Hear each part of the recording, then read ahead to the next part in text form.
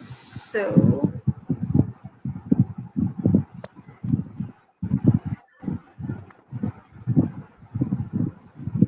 I'm just checking. Can you hear us? Pardon? No, that wasn't us. That was something on my phone. Okay.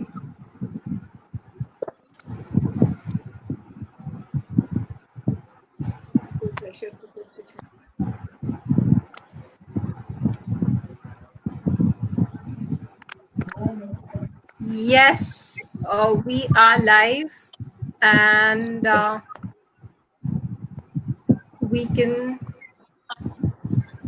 can see quite a few people are coming on board. We still have 2 minutes to begin. Sure. Yes, yeah.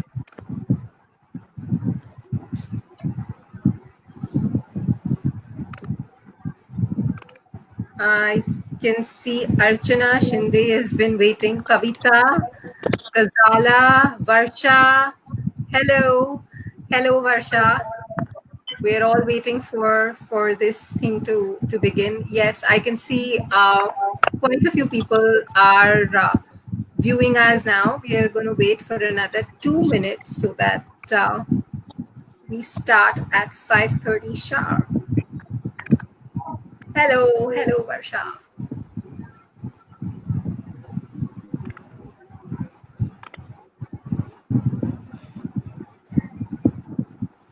Yes, we have Neha who's come in. Hi, Neha.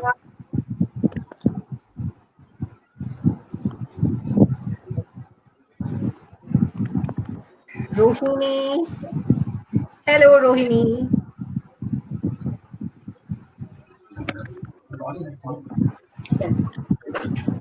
And Namaskar, Sangeeta ji. Yes, Namaskar.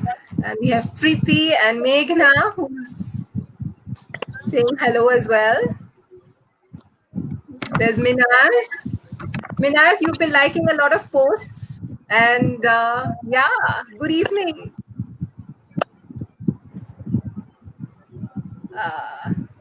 Hi, Pooja.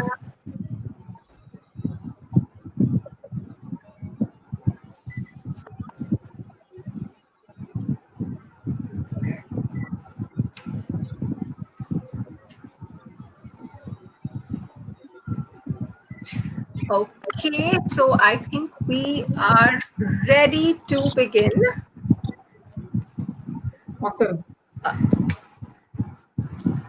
A big hello to this wonderful E.C.A family. We are absolutely thrilled to host this webinar. The Early Childhood Association was set up with a vision that the preschools, balwaris, NGOs, parents, media houses, in short, everyone connected to the early years and children can come together to advocate, share, discuss, learn, and bring about change in the quality of teaching, learning, and care our children receive. I am Farida Bhavani, your host and moderator for today. I'm also the founder of Preselect Education Solutions and the territory head of Mumbai Committee E.C.A.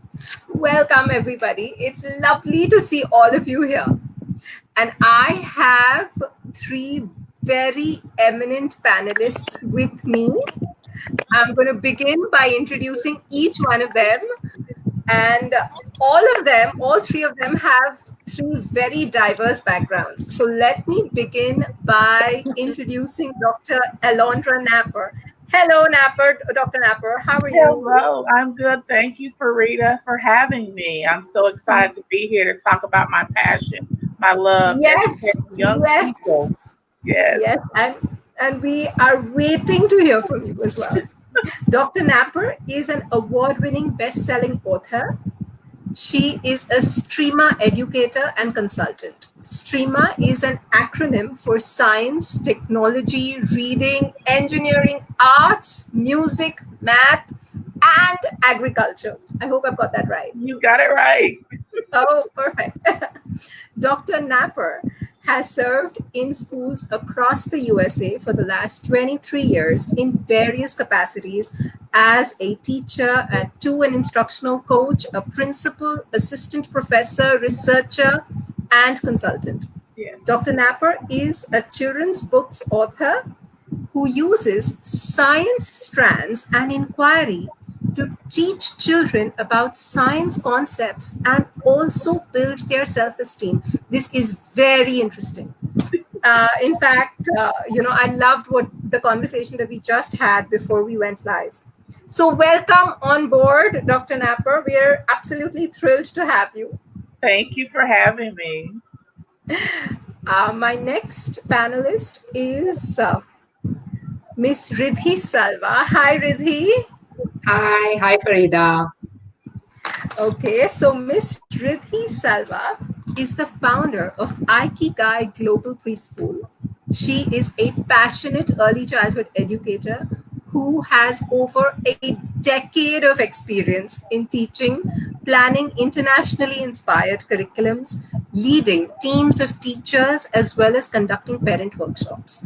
We are absolutely thrilled to have you on board, Riddhi. Thank you so much, Farida. My pleasure. I'm super excited to be sharing the stage with some amazing people in the field of education, including you. So thank you, and really looking forward to a wonderful hour of discussion.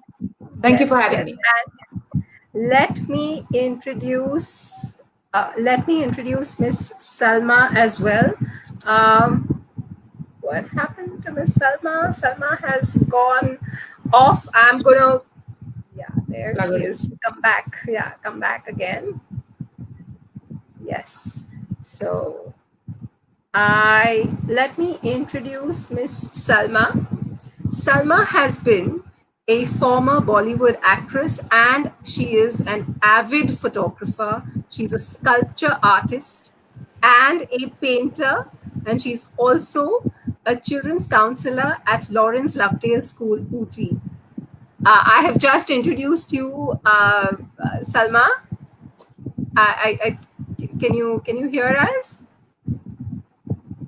Okay, I'm going to go ahead. Salma's greatest strength is her ability to help students cope with their frustrations, stresses, inadequacies when they feel overwhelmed. So Salma is amazing at counseling. We're absolutely thrilled to have you, Salma, on board. Hi. I think the screen is frozen, but yes, you can hear us now. Yeah, I can hear you. I lost the connection. Okay. Yeah. Okay. I have just finished introducing you, and I'm going to move on to introducing the topic now. Okay. So our topic for today is how STREAMA can impact creativity and critical thinking. So we have three very lofty terms here. We have STREAMA, we have critical thinking, and we have creative thinking. So before I get on to this topic, I want to, begin this discussion, this conversation with two anecdotes. One is of my daughter. So, when Ira was about 3, we were looking at, getting a gift for someone. We were trying to find a gift for Ravi uncle. And Ira, all of 3, was hearing our conversation, and Pat came the reply, just gift him hair. Now, Ravi uncle happens to be bald. So in Ira's mind, this was the perfect gift. Now, and the other story, the other anecdote is about this a friend of mine who again has a preschooler, and she had given this collection of mirrors for him to kind of explore, and Rishi had been exploring these mirrors for a couple of weeks, and sometime back his mother decided that okay, now it's time, we're going to be writing some letters, so come on Rishi, let's write our letters. And she said, okay, I want you to write letter B. And Rishi, instead of writing the small case letter B, he wrote letter D. And obviously, his mother corrected him and said, Rishi, that is not right. You've written the wrong letter. And immediately the reply came, Mama, don't you know we are playing the mirror letter game? So and he took the paper that he had written and took his mom, and they stood in front of the mirror where he could see that D becomes B. What is the point of these two examples? The point of this example is that I don't mean that creativity is synonymous with making mistakes. But as Sir Ken Robinson says, that, if you don't have the ability to, or if you're not willing to make mistakes, you will never come up with anything original. And what we have done, as we grow up, is, have we lost that ability to really make mistakes? Because then we are possibly losing out on something very, very important. And by the time, children become adults, most have lost this capacity, and we are always frightened to be wrong. And we are now running a national education system where mistakes are the worst thing to happen. So my question to Dr. Napper is, what is creativity and critical thinking?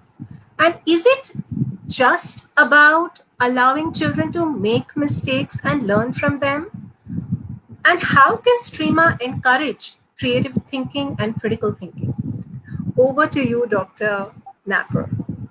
Thank you, Farida. I love those stories because that's a prime example of how when we're younger, that we're innocent and we're open, and children see things the way they see them, and it may sound like it doesn't make sense to us, but it makes perfect sense to them. Just like your daughter said, her uncle didn't have hair, right? So let's give him hair. It was that simple for her to say, that's how we can help my uncle. And so, to me, creativity is that power of generating or creating something new that has not been developed before in the mind's eye of a child and from the world in which they see it. And then they can create it through their words, through their art, through their however gifting they have. So I want to tell a quick story as well before I go into about creativity and critical thinking. In the United States, there is a disinfectant that's called 409. I don't know if you've ever heard of 409. No, 409. 409. So Okay. this particular substance is a disinfectant. It's a chemical used to, clean and disinfect surfaces. Well, the reason why the name is called 409 is because the creator of this product created 408 mistakes. Oh, okay. So as he is doing his experimenting, trying to figure out the best chemical matches and substances that wouldn't be toxic, that would clean and disinfect, he made 408 attempts, and it was the 409th attempt that he got it right. Right. So the name of the product is called, we call it 409, but it's really a zero. But that's the story behind that. So when we talk about creativity and about making mistakes, I don't see that they're mistakes. I see them as opportunities to learn from what didn't work and to keep solving the problem, to keep coming up with creative solutions to answer the problem. So those 408 attempts to me were just 408 different observations, 408 different tries that he made until he found the one that worked at the 409th. And what I believe has happened in our schools is that we have stifled creativity and critical thinking out of fear. Out And of out of fear. And that fear comes from exactly what you said, Farida, out of the fear of being wrong. And my yeah, question has always been, what is wrong with being wrong? true. So we have come to a point, and this has been perpetuated in our society, that to be right is to bring about a sense of validation, of intellect to be right. But when Right, someone is wrong, it has a negative connotation, where, in my opinion, I actually see that as the opposite. So, as a right, teacher, I always encourage my students to take risks to be wrong. I want them to, I want to pose a question to them, and I want them right, to struggle with it. I want them to throw out anything that comes to mind and us brainstorm it, because that's where creativity comes from. You know, when you give them the power of a blank page, that's what I call it. yes, And yes, give them that blank page and say, I want you to create it. The first thing you'll get is, well, what do I do? What should I do? I said, I don't care what you do. What is the first thing that comes up in your mind? What comes up? What are you thinking about? Draw it, do it, write it. And then from there, we can connect the pieces and the dots and create something new. So, with what I do with STREAMA, is, we have the term STEM. Everybody's heard of STEM, and then STEM evolved to STEAM to add the fact that art has a component in learning science, technology, engineering, and math. It's not just as simple as us dealing with the mechanical or the electrical or the logical parts of those particular subject areas, but there is an artistic component to all of them, because art and science to me are together, because don't they both explain how things work and how things operate? So with science, it has the explanation, but with art is the manifestation of what that science looks like. And so with STREAMA, we're tying all of that in together for children to explore their creative side through reading, art, engineering, and music. And I want to add in the music part for a minute.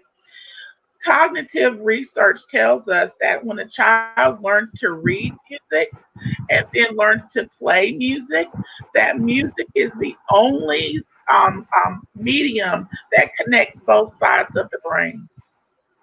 When we're playing music, when we're reading music, it connects the left hemisphere and the right hemisphere. And children that learn to play an instrument or even read an instrument or read music, it increases their chances of reading. So they don't even have to play a musical instrument the rest of their life, but just to introduce it to them as a subject, that it's a part of their curriculum, that automatically boosts their intelligence and their creativity. So an artist and a musician has a step up in that area, because they're using both sides of their brain, and that's where creativity grows.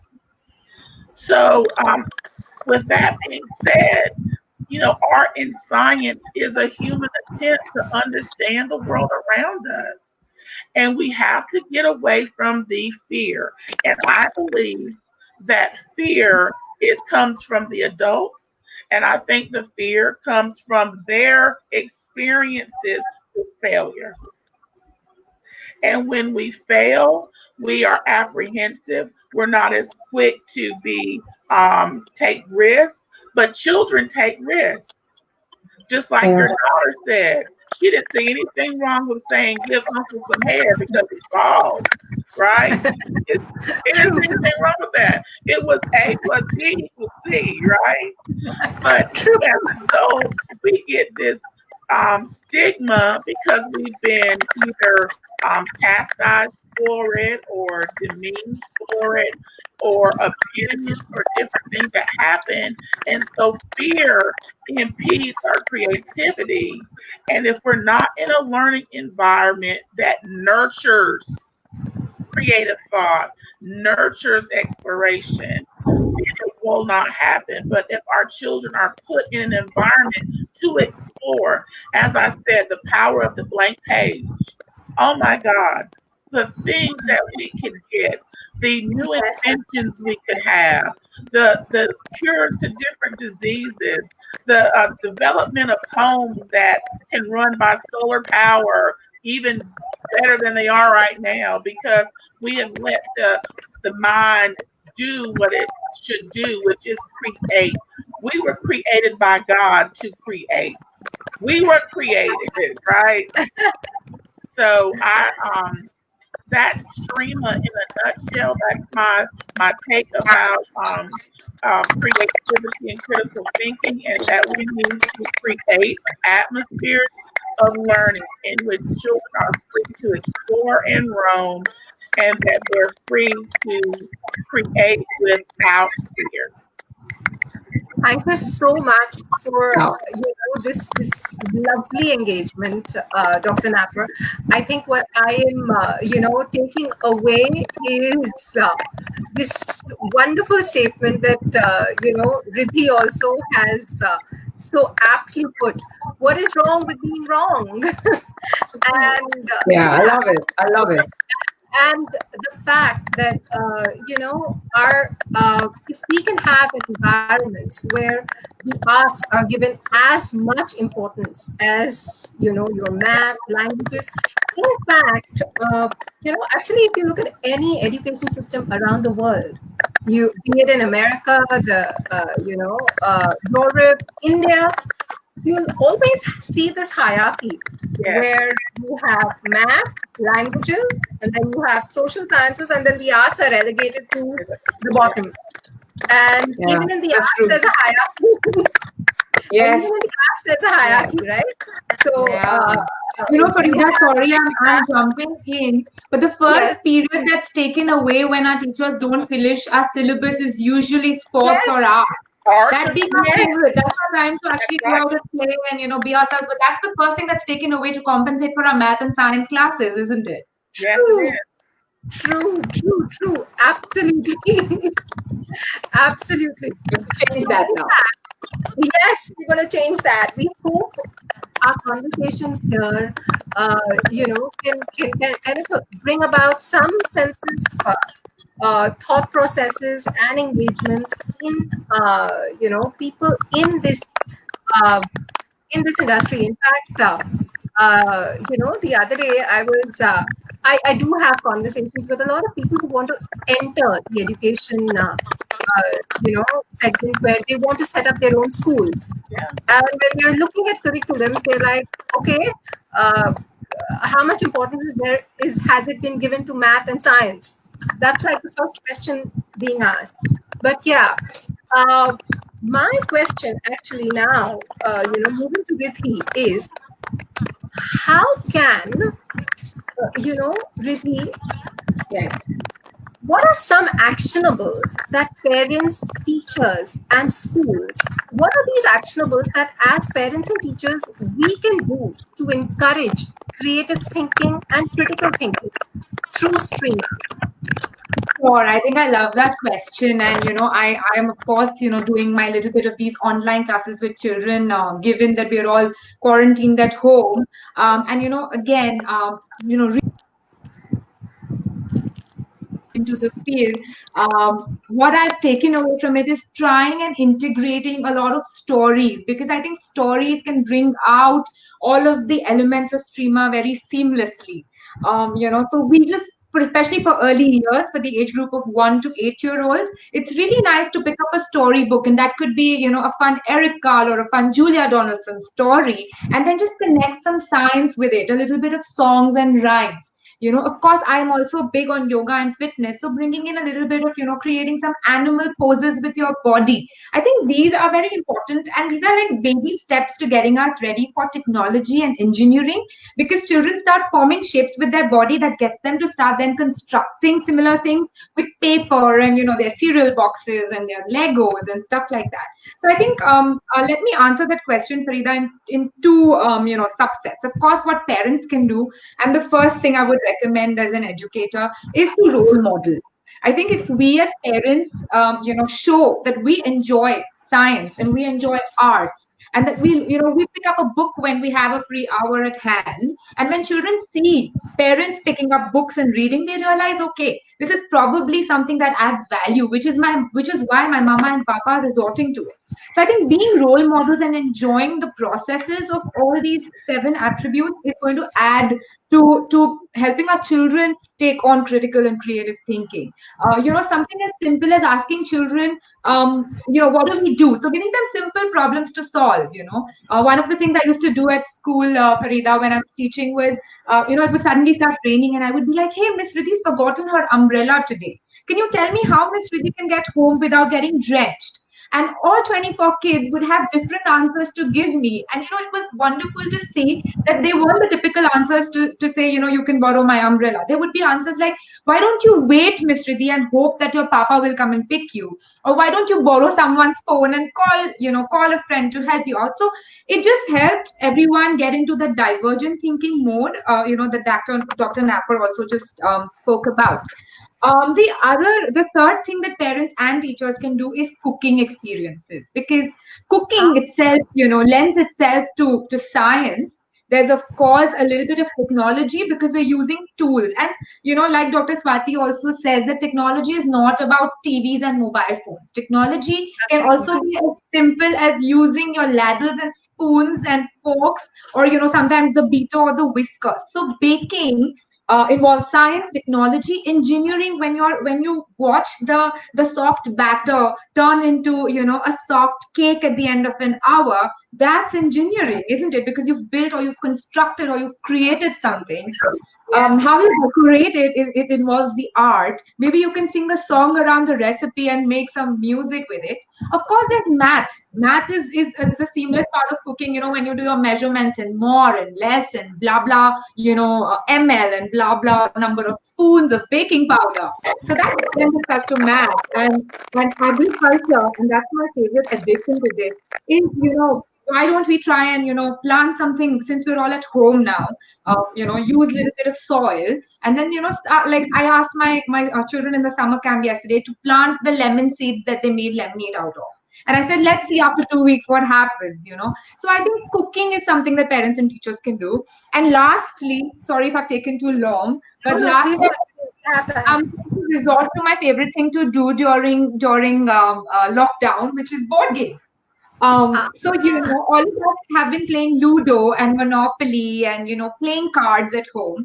And Monopoly, just to give you an example, is again great to teach them about math and technology. And with those, I don't know if you've seen the new Monopoly. It's got the credit card machine like that. So all you have to do is enter your card, and so you're doing your math, you're doing your technology, you're doing science, because you can do your research. Life skills.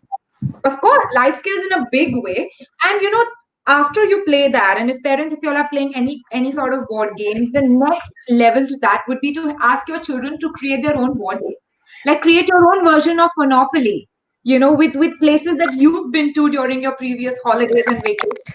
Or maybe places all over the city. Like I'm from Mumbai, so I would probably create a Monopoly based on the famous places in Bombay.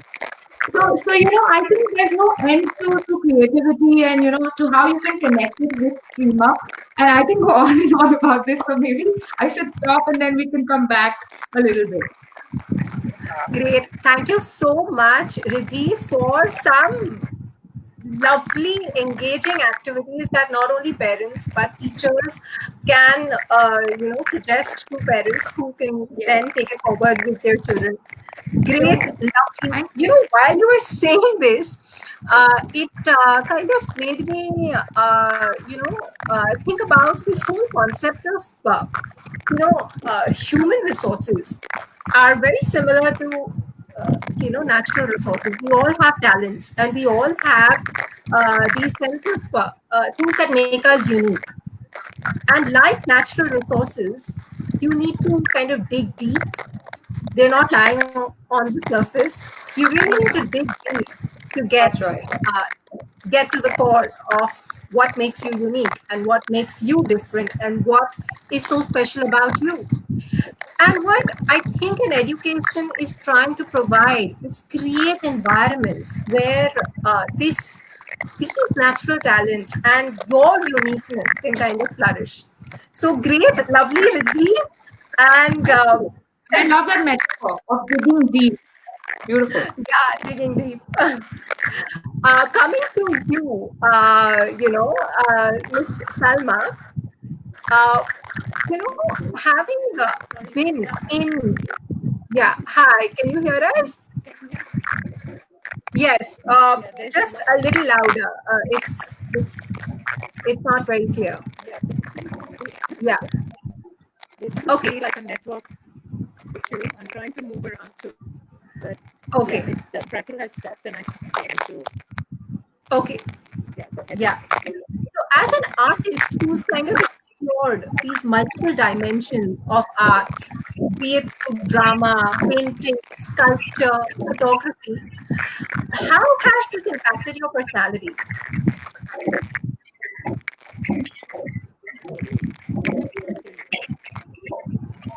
Uh, it's written down. My question is on the banner.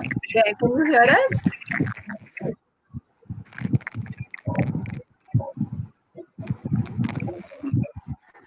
The issue is maybe in the show, and I'm finding it hard to hear you. Hello. Yeah, do you hear me? Yes, yes, we can hear you. We can hear you. Okay. Yeah. Would you like to redirect the question? Yes, yes. So I want to ask you, Salma, as an artist who's explored multiple dimensions of art, be it through drama, painting, sculpture, photography, how has the arts kind of impacted your personality?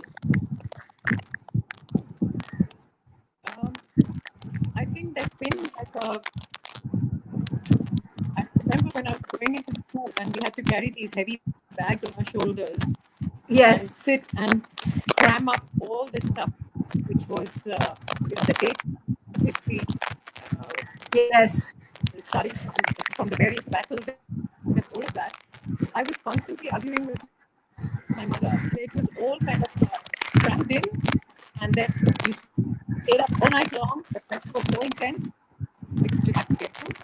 And yes, finally, it was almost like the day the paper was written, everything was forgotten. yes. So You learn and then you regurgitate and then it's over. then it's over, yes.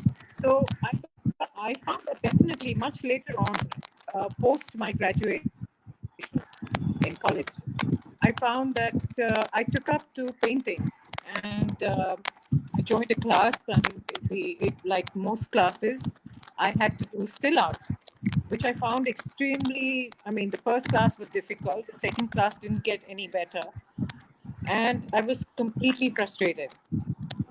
So I decided that I think I'm done with this. I'm no good at it. I started to judge myself, and then reinvented a own thought within myself that okay, I am not at all claiming to be a Van Gogh in the making or anything of that sort. And I decided to get myself a canvas and started painting anything that just came into my mind. And I found that to be a great release.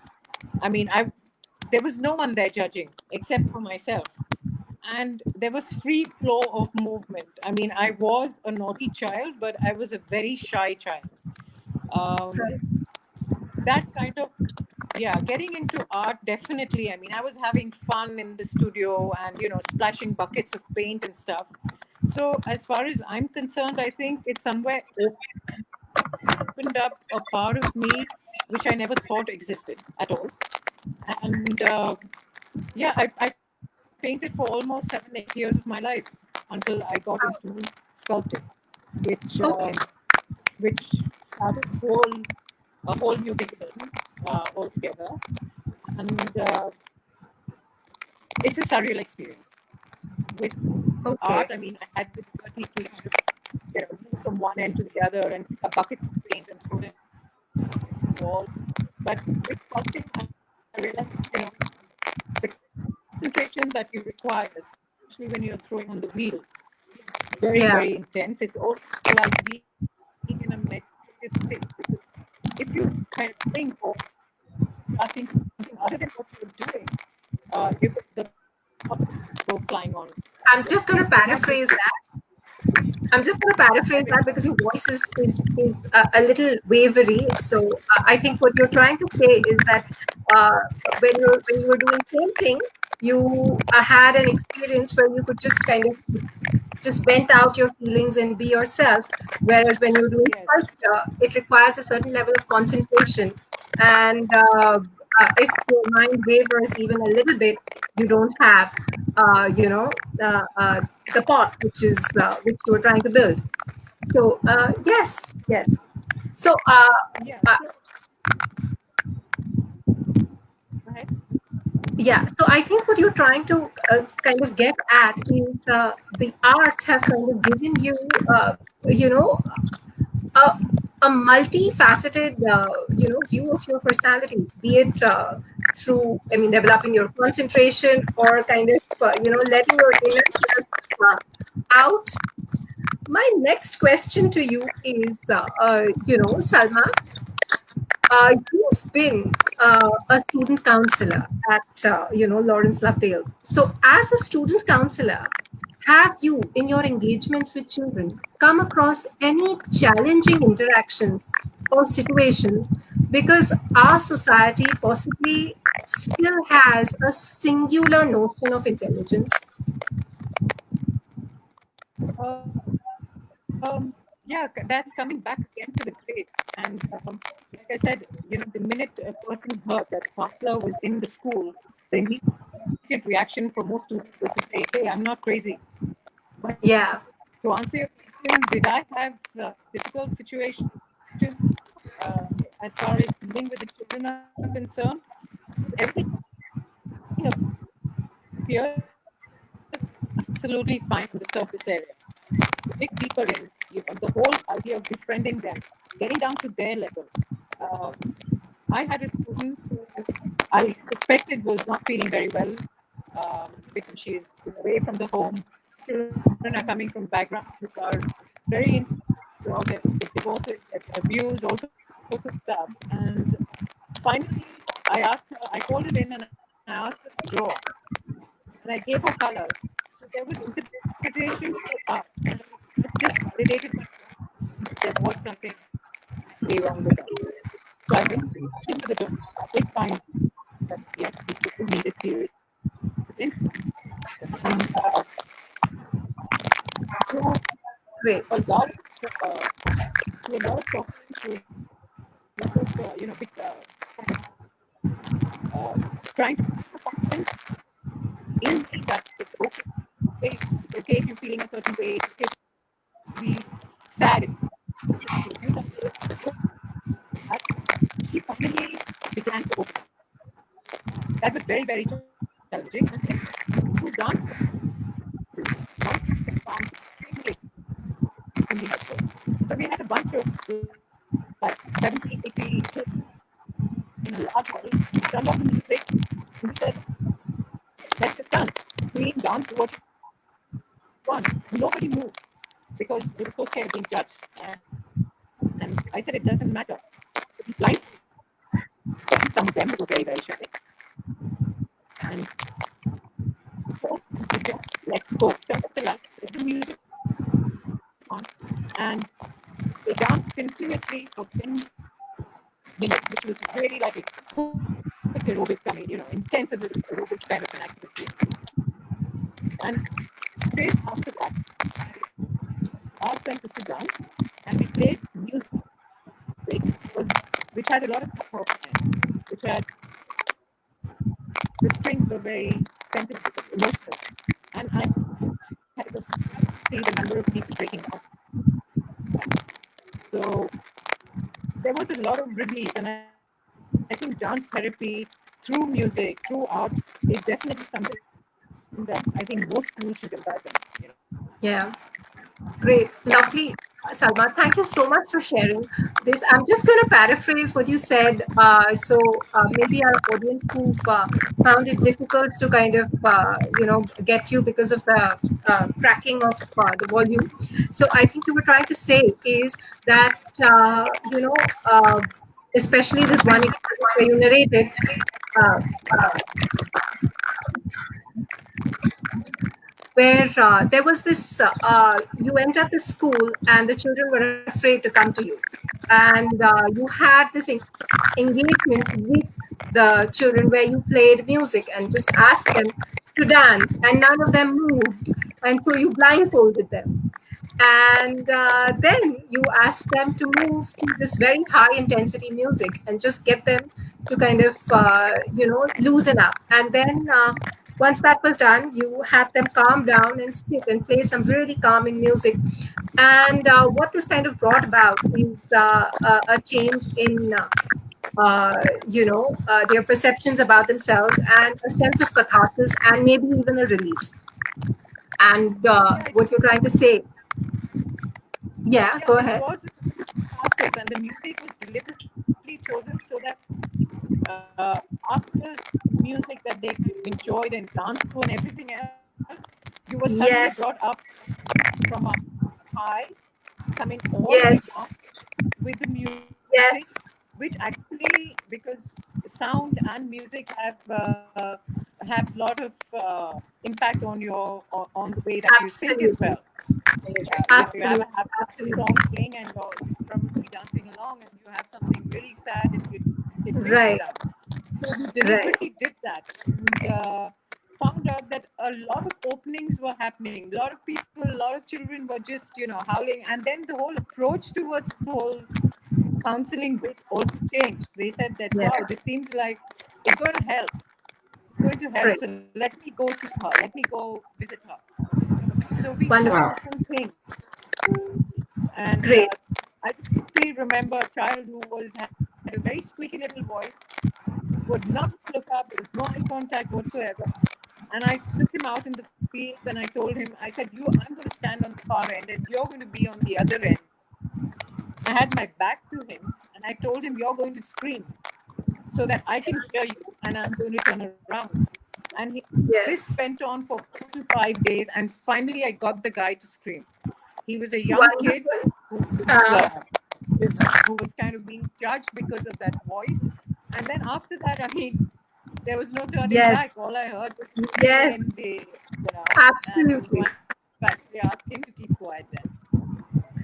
Great. Thank you so much for sharing these lovely experiences, and thank you, Riddhi, for giving some amazing examples. While the both of you were talking about these examples and how things can be done at home as well as in school, I was thinking about this notion of how we view education. So there are two ways in which we can possibly look at education. One is like the McDonald's model, wherein it's like a fast food chain. Everything is standardized, Everywhere. and every burger is the same, and every there is no room for error, and every burger is the same. Well, it works, and that absolutely works for McDonald's. And there is another way of viewing education, which is through the Michelin star restaurant model, where when you go to Michelin star restaurant, there is customization. You've looked at your customer, you've looked at your child, and you've seen the child for who he is, and not given him what is there on the platter to offer, rather what he needs and what will help him bloom and what will help him grow. So yes, I think it has been a very, very engaging conversations. Any comments, Dr. Napper, that you'd want to kind of share? Yeah, I would like to speak to what you just, that analogy that you gave about McDonald's and the Michelin star restaurant. And Yeah. I am excited about what is happening in education because I don't think people saw the coronavirus and how it was going to impact education. And I know that we're having, there's some sad moments with all of this. And I pray that all of us stay healthy and do what we need to do to protect ourselves and others as much as we can. But I also believe that this moment in time has been given to us to reinvent, reimagine, and shift the narrative. So we need to move away from standardization has its place. It has its place because it does have consistency. But when you compare the two, like the Michelin star piece, where it's customizable, customization, that is where I feel that this opportunity that we've been given in time, because our children are in different places, they're getting, online education. There's some countries that have actually, started going back and doing social distancing, so we may have blended models, but I think we're in a place that before status quo was status quo, and the one thing people don't like to do is change. But this coronavirus has required all of us to change. And since we are in it, let's take advantage of it and reinvent education for our children. And I believe that they need the Michelin star experience. They need the personalized Absolutely. experience. And this is the time to give it to them. Myself, I have lived in other countries. I grew up in Germany, in the United States. And the one thing that I can say is that I went to Montessori, and Dr. Montessori was Italian. She was a medical doctor. So I went to Montessori school, and I have taken that education from when I was in school in Germany and in school in the United States. And I believe that has made me who I am as an educator because as a student in that environment, we were allowed to explore. We were allowed to have a personalized, education. And so I just am excited that I hope that I get to continue to connect with these wonderful educators moving forward. And I hope that we can reimagine, reinvent education for our children because we have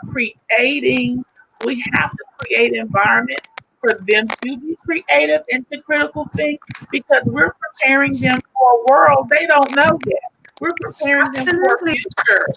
So if we're That's not right. teaching them to be creative when they get into the future, how are they going to exercise their skills of creativity and of failure? If they've got to Yes. fail forward. There's nothing wrong with failing. I told you 409 had Yes. 408 mistakes. But Thank that's you where so we're coming much. from. Yes. Thank you. Thank you Great. so much. I think I would want to kind of, summarize this discussion with, a quote, a wonderful quote by Jonas Salk. I don't know if you know about him. He has some wonderful things to write, and one of the things that he's kind of written is that if all the insects in the world were to disappear from the earth, all human life would end in the next 50 years. But if all humans were to disappear from the face of the earth, all human life would flourish in the next 50 years. You know, when he said this, and when we are listening to this, it is speaking to the human race because we as human beings have the gift of human intelligence, human creativity, and imagination. And we have to be very careful how we use this tool and how we encourage our children to use these gifts, because we are, as a human community, experiencing something that I don't think we should ever have to experience something like this as as a human society ever again. We need to have conversations where we question the singular notion of intelligence. One way we can do this is by seeing the creative capacities of our children, and by seeing the richness that they bring to the schools and to the community. And our task is to educate the whole being, and not just a particular part of the brain. Yeah. With that, I want to say thank you to all my panelists. It has been Thank you. absolutely wonderful, even though technology has been, scary sometimes, where we couldn't hear you. Sometimes we went off and we came back on. But yes, great. I hope the audience have loved, watching us. I can see some lovely comments also that have come in. So great. Thank you. Any parting comments, Rithi? I'd just like to say thank you so much for this opportunity to collaborate and to learn from Dr. Napper, from Miss Salma, from you, Farida, from all these amazing parents and teachers who joined in the conversation. It let me say, it just re, just help us reflect a little more, review what we're doing, and kind of reconfirm that Yes. we're on the right track. And yes, we are making mistakes, but yes, we are loving them because we are learning what not to do from them. And like Dr. Napper said, adaptation, exploration is what education is. So let's adapt, Yes. let's reimagine, reinvent, redirect ourselves, and create something Yes. amazing out of not such an amazing situation out there in the world. Yeah. Thank you so much. Thank you for having me on board. It Any was a pleasure. comments, Salma? Yeah.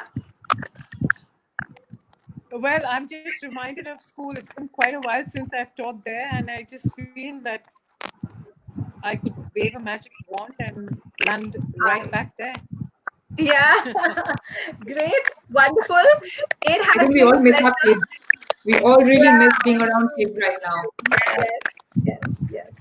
Yeah. But great. Do follow us on the Early Childhood Association. We always have some wonderful webinars coming up. So great. Thank you. It has been a wonderful, wonderful discussion. Thank you so Bye. much. Thank you. Thank you, Thank everyone. Stay you. safe. Take care. Thank you. Bye. Bye.